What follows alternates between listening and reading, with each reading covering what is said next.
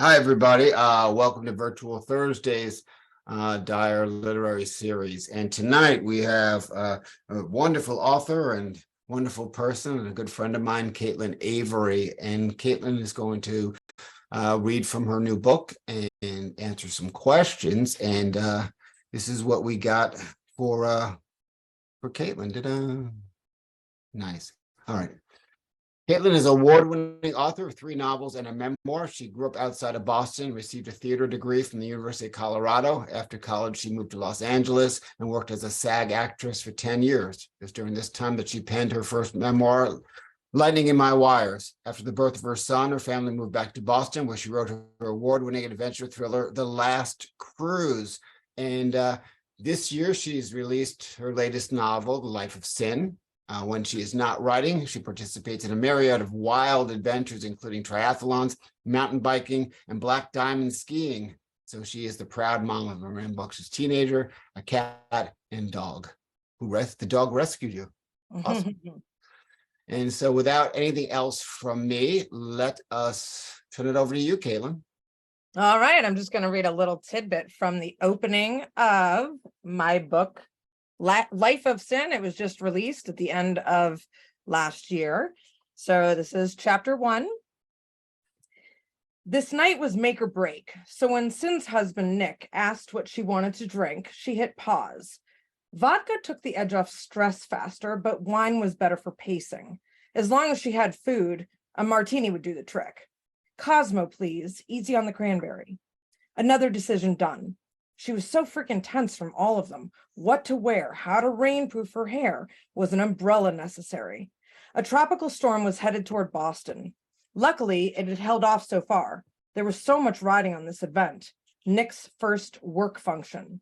This job would pay off their debt, but the bankruptcy had nearly derailed the offer. If not for a well-connected old family friend, they'd still be in Phoenix. Sin needed to make a good impression. To prevent spillage, she sipped her Cosmopolitan before she moved. The effect was quick. Liquid courage could get her through anything. With head held high and shoulders back, Sin's butterflies died, drowned by Stoli. Now, she'd joyfully join Nick on his mission to schmooze the boss. All set? Clearly, Nick was used to decisions being driven by his wife's anxiety. This awareness made Sin's shoulders lift. She took another sip. Yep. Snaking their way through the patio crowd, Nick towered over everyone. The celebratory banner that read Happy 20th Cambridge Savings slapped his head as it whipped and dipped in the wind. Eggplant clouds dotted the dark gray sky. When they entered the restaurant, a blast of AC hit them. It was good for Nick, who'd walked 5 blocks from the subway in August humidity, dressed in a button-down. But the breeze raised the hair on Sin's arms. She took another sip to warm her soul, and Nick nodded toward a man at the bar with his back to them. That's James, at the end. Approaching from behind, Nick put a hand on his boss's shoulder. James turned, and Sin's smile dropped as his arm hit her hand, splashing the red drink on her. She looked down at the bodice of her white dress, holding the glass away from her chest. The boss apologized, and she gasped as his cologne hit her nose. Drakkar Noir. His voice made her jaw drop. She gazed up, filled with dread, as he turned to grab napkins. His profile told her all she needed to know. His hooked nose, square jaw, and the beauty mark on his cheek brought her right back to the room where he had defiled her 20 years earlier. The world quit spinning. Nick's boss was no stranger. I'm really sorry, he said again, offering the napkins. She couldn't breathe, couldn't speak, forget accepting an apology. Her legs buckled. Nick stepped in to assist, steadying her arm and intercepting the napkins. He grinned at his boss and said his favorite mea culpa.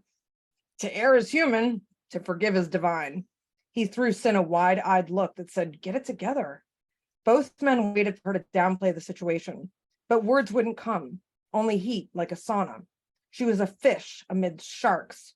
Was the entire room staring? She wanted to throw the rest of the drink in the boss's face like chum and run, but she was stuck, petrified by the memories of his rancid breath on her neck, the panting and the banging, the pain as he stole her virginity at the age of 17. Nick handed her the napkins, and she focused on cleaning up. Out, damn spot. She cursed the juice that had ruined her dress. Nick fought hard for normalcy. This is my wife, Cynthia. She ignored James's offer for a handshake, and Nick glared at her. James is top broker in the state. Nice to meet you, she muttered through gritted teeth. Likewise, James replied. He didn't recognize her. It made Sin aware of the grays in her hair and post-pregnancy physique. Shame draped over her like a muumuu. She wished she'd worn a less fitted dress. Thank you very, very much. Great book, The Life of Sin. There's a little bit of a backstory in that book, is there not? It has quite a backstory, yes. So the hook for the book that seems to entice people is that in 2015, I outed my high school rapist on Facebook, and within 24 hours, I'd learned of 9 other victims. And basically it became quite a to-do amongst alumni. It spread very quickly, the talk about it and talk about him. I only used his initials. This was a year and a half before the Me Too movement. I had never seen anybody do this before. I didn't have any sort of example set for me. I was nervous, obviously, to share his name, and I shared his initials. But based on his personality and the type of person he was that we all knew growing up with, everyone guessed who it was. And I got a whole ton of information very quickly about the various offenses that he had committed against other people. Did he find out about all this, and did he try to contact you? He did not try to contact me. I was contacted by all kinds of people, like a fury over the course of a few days. It was friends of his were reaching out to me who were essentially apologizing, sort of tonally. They were apologizing for his behavior, knowing that he had been kind of a jerk back then, back in the old days, and talking about how maybe, they were going to maybe talk to him about quitting drinking to try to help his behavioral issues, that kind of thing. But I didn't hear from him. He did ultimately learn what I had done, because it really did become quite the talk of the town. I grew up in Sudbury. The crimes were committed in Sudbury. He currently lives in Wellesley. I'm in Newton. It was all right around this area. And the only thing that really occurred that was harmful for him or bad for him was that his fiance wound up being notified about all of this. He had to tell her, apparently, because it was spreading around, and she ended the engagement. So she saved herself. That was one good thing. But yeah. Did you mentally prepare yourself just in case that he contacted you, like what you would say or what you would do, or you just didn't want to think about that? I wasn't mentally prepared for any of it. I had no clue what was going to happen. I was inspired by a couple of things. One was the Stanford rapist had just gotten released. After a 6-month sentence, he served 3 months and got out, basically a slap on the wrist. That infuriated me. I had known for years of 2 other victims I learned of very early on after it happened to me. And I just decided I wanted to put it out there. I didn't really know I didn't exactly have a clue what I was doing or what my goal was, but I just wanted to not be afraid to say what had happened. I wanted to publicly say this and be like, I'm not going to own this shame anymore. I'm going to take my shame and I'm going to put it on him because he's the one who deserves it.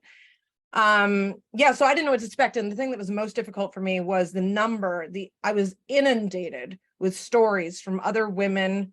It was like a constant for about a month where I was getting private messages with women telling me stories they had never told anyone else, or telling me that they, for the first time, were sharing their story with their husband or their parents, whatever. It was extremely intense. And because I hadn't seen the Me Too movement happen yet, it just felt like everyone I knew had been accosted, had been assaulted in my life. It was just all around me. It was a lot. Now, in your book, the protagonist tries to kill her, the person that assaulted her. Was that cathartic for you to write, or did you have any displaced anger? Did you want to ever kill your attacker? I had lots of plans throughout the years. There were I never pulled the trigger on anything, but early on in my early 20s, I had a friend who was also, she was aware of another assault that he had committed. It didn't happen to her. But between the two of us, we had started making plans to potentially put some sort of hit on him, not for death, not for murder, but Don't like, say that out loud. yeah, certainly just like, as in our young, 20-year-old minds, we thought maybe we could have somebody beat him up, that kind of thing. Nothing like that ever, I certainly didn't act out on any of that. It was more cathartic to talk about it, really, just to kind of make those plans that weren't really going to happen. But yeah. Yeah, So the the The main whole point of character. the book is that I basically wrote a story where a woman goes after her rapist and manages to do everything that I wish that we, the collective we, could have done to ours collectively. That's the book. And there are so many people out there that have had violence and rape happen to them. I'm sure that you've heard a lot from them after the book came out. I've been hearing from strangers, there's two themes. It's the assault, and then Sin is dealing with early sobriety, and that's kind of what's driving her decision making early on, which is kind of chaotic. We're not the best thinkers when I'm also sober. I've been sober for quite some time now, but I've been in early sobriety more than once, and it is kind of a nightmarish time. And she is really being driven. Her emotions are being driven by that sort of instability in her life. So a lot of this book is write what you know, but this seems really, really different. Was it difficult to go to those places? I mean, because I know that you've written some other books that we'll talk a little bit about later. It wasn't difficult because the story is made up. The plot is entirely made up, quite frankly. What was I found interesting was I was writing characters who were inspired by real people. And because I knew them so thoroughly, many of the characters in the book are based on real people or multiple people. Like a single character will be represented by like 3 people that I know in my real life. And because I knew them so deeply, I knew, it's like when you get to know a character like that, you really understand how they're going to react in any situation. It's very easy to put them in just any kind of scenario and they run with it, like you can trust that they are real people and they're going to do what they're going to do. And it might be different from what I would do. That was kind of the kick. Like I got to have this character do all the kinds of things that I had maybe imagined or wished I could have done and never was going to do in real life. So, yeah. It's a good one. Everyone reaching out to you, it's a really good example of how literature makes a difference. Now, were any people in your life or your family affected by any of your books? It's interesting because obviously I have all men in my family. In my actual nuclear family, there are no females. So I am the only woman. It was interesting because I decided during my original book release party to not have my husband and my dad come. My brother doesn't live in town, but I didn't want them there. I just wanted to kind of like be able to speak very freely and not have those eyes on me, even though they're fully aware of what I'm doing and my story, etc. But I mean, I've been getting information. I've been getting contact from men and women. It's not just women who write to me and tell me stories that they've gone through. And obviously people are also writing to me talking about like what how they've sort of taken a look at their own alcohol lives. I've got a couple of people who've mentioned they want to quit drinking because they read Sin's story. And the story really boils down to learning how to clean up your own side of the street to fix your problems, even if it was a problem caused by trauma it's not your fault, should happen to you. But like, if you don't want to spread your pain and harm others because you're messed up from your trauma, you really have to take a look at your own foibles and work on them as best you can. That's really the theme. That's sort of the message of the story in the end. So it's a very good message. Now, when you've been contacted with men, did you ever receive any confessions from men? No, I've definitely never had that happen. That would be very complicated to handle. I think I would be uncomfortable if that happened.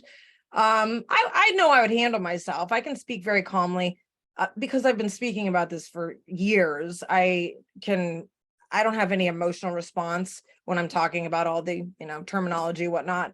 But yeah, I've had men contact me because they were bullied physically, which is not the same, but similar, can leave you with similar sort of damage. And also, been molested. I've heard some stories like that. So it's rampant. It's across the universe. I mean, the whole world has this issue, men and women and children, and it affects so many people. Yeah, the more people you talk to, the more you've realized that they've been affected by it. But let's talk about your book launch. You had a very successful book launch, and what were your feelings around that evening? It was rad. I mean, leading up to it, I was starting to get like very pumped up by the reactions I was getting. I post a lot of daily TikToks and Instagrams, and my shtick has basically been no holds barred. I tell it like it is. Sometimes, I say his name. I've done it multiple times. I only do that though when there's a purpose. So what I mean by that is I don't do it online so that I can stir up crazies to, try to email him and go after him. That doesn't have a purpose. My purpose is when I'm anywhere in the Boston area, I will certainly say his name. And I was at a book club gathering online not too long ago, and they asked who he was. I told them because we're all in this area, and somebody looked him up on Google and realized that her company does business with his company. So there's a potential to run into him at some point. So I thought there was a great purpose behind that. Having her informed and educated about him is a good thing. And you've already working on your next book, and you've gone a great deal into that. And you seem to have an explosion of writing. So what has been even before Life of Sin, what was the expectorant of all of that? Was there one moment that you just sort of pedaled to the metal? You mean in the early days of writing my first book, or why things are picking up now? Very, very recently. You've been writing a whole lot. So here's what happened. The book that I'm currently working on, it's a sequel, and it's the sequel to my last book, not this most recent one, but the one before that. Life of Cruz? I was working on that. Last Cruz. I got two books together. The Last Cruz, yeah. Last Cruz is my last book. I'm working on the sequel to it. I was working on the sequel to it when I put it down and started to work on Life of Sin. It was all inspired by the Me Too movement. I could not stop thinking about my story and how much I wanted to rewrite my story and write a better ending, rewrite the whole thing and create a much more engaging tale about, female power and taking our power back and winning and getting even and all that stuff. So anyway, the bottom line is I set the one book down to write this one. And I've then picked that book back up again. So it was already a first draft. It had already been written when I picked it up again. That's why I was able to do it quickly.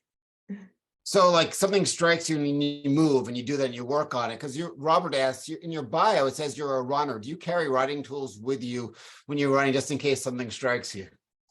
No, not generally. I do every day, I'm outside, either walking the dog or going for a run. And that really is time where I'm working through issues in the story. I definitely am thinking things through. I don't feel the need to record them or write them down per se, but I'm definitely thinking about stuff every time I go out like that. And another question from Robert. Sin's favorite drink is a Cosmopolitan, and so was Carrie Bradshaw, the star of the TV series Sex and the City. How would you compare Sin to Carrie?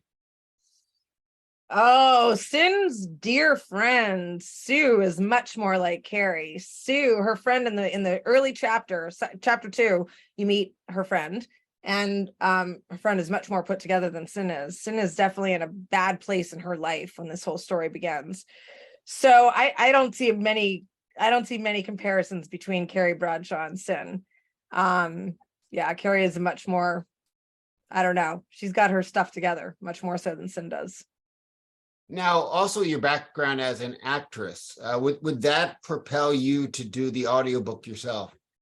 Absolutely. I am now in the process of sort of figuring that out, like how to pull the trigger on that. I'm really excited to do it, actually. I do love reading aloud. And yeah, I mean, character development has always been my strong point because of my background. in acting. And yeah, it's going to be really fun. I just have never done it technically. So like the technology of it, I have to figure that out. So yeah, So do you visualize your book and your plot like it was a movie or a theater production, or is it different? I don't know. I never pictured it that way, but at my release party, I had somebody come up to me and say that they could picture it as a movie. I don't know. It's hard to say. It's pretty dark. I guess that doesn't mean it can't be a movie. But yeah, who knows? I'm obviously open to that as a concept. So your first book was a straight memoir, then you wrote The Last Cruz, and then Life of Sin. How was the experience of writing Life of Sin different, say, than writing your memoir? Did you have a different like technique, or you wake up at a different time, or did your writing style remain the same in terms of what you do, in terms of the actual work element of writing? I think it's been pretty much the same. I'm only just now trying to change things up so I can be more efficient. I worked my latest one that I'm working on. I actually wrote an outline. Lo and behold, I've always been a pantser. So I sit down either the morning of or the night before, and I'll jot down a very brief outline of the next chapter that I'm going to write. That's all I kind of do.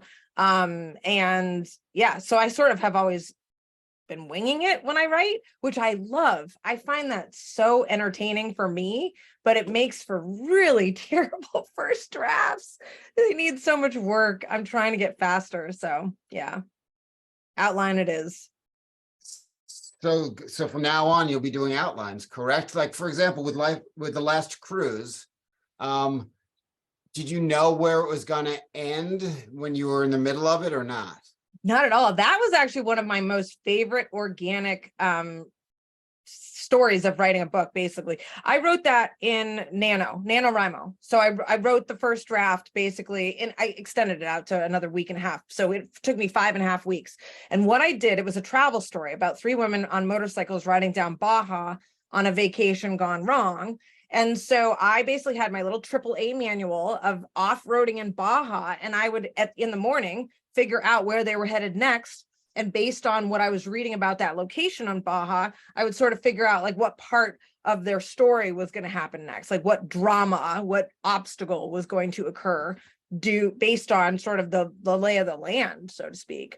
So the very end of that book, it has a pretty dramatic ending, and it's not one that I even really wanted to do. What happens at the end of the book is not my doing. It came to me about a day or two before I wrote it, and it was like a bolt of lightning.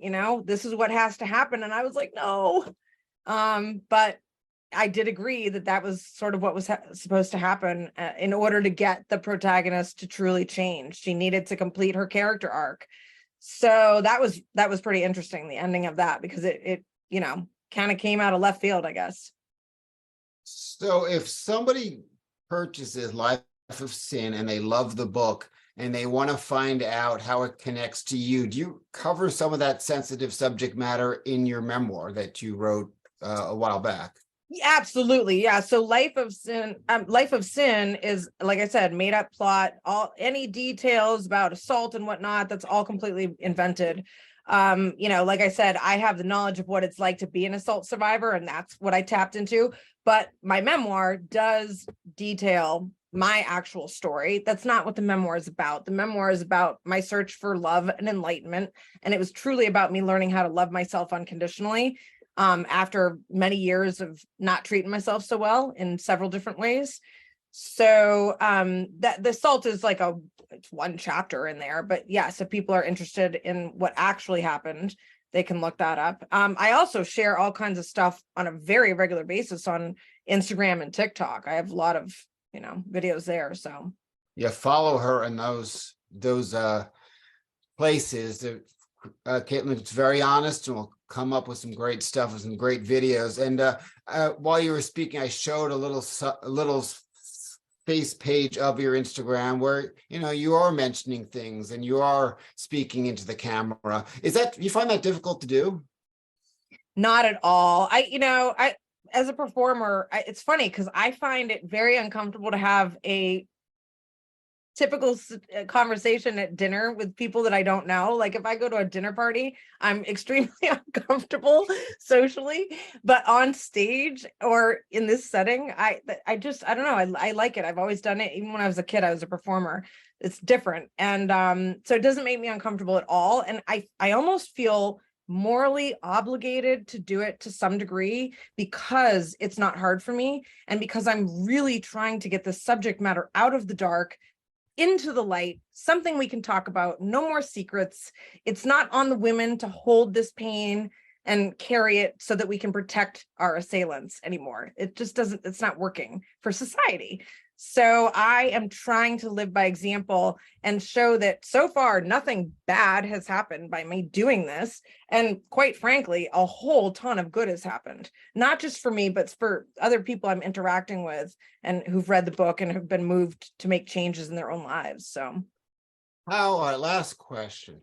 How would you suggest you change society so that way it's more easy and more beneficial can be the word, for women to report that something has happened to them? Well, quite frankly, I'm focused on way before that. So I'm focused on raising our sons differently and our daughters. But the bottom line is the burden needs to go to the boys moving forward in terms of being extra cautious that what they are attempting to do or interested in doing is cleared and okay. It's not that complicated. I had this really interesting experience when my son was, I think, 5th grade. We were heading to his birthday party. There were about 4 or 5 other boys in the car, and they were egging him on to kiss some girl on the playground that he had obviously had a crush on or was interested in. But they were really, telling him to be aggressive, to grab her, kiss her, go after that girl. I said, whoa, whoa, whoa, whoa, whoa. That is not how we kiss girls. You need to ask permission. You don't just, and she might say yes. It doesn't mean that you can't kiss a girl. If she says, I'd love to, or yeah, sure, that's fine. If you're not old enough or brave enough to ask, you're not old enough or brave enough to be participating yet. You got to wait until you can pull off that question.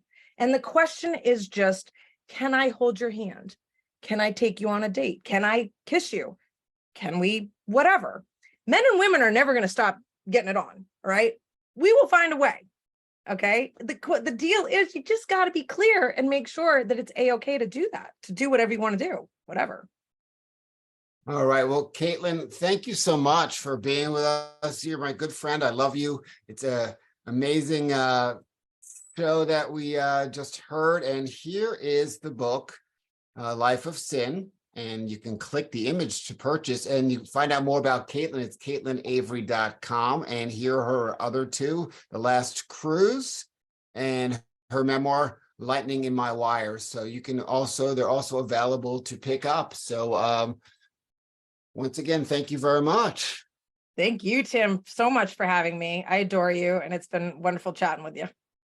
All right, folks that are watching the live stream, I'm going to turn you off now, but if you'd like to participate in the open mic, please feel free to use the Zoom link and I will let you in. So thanks for watching there.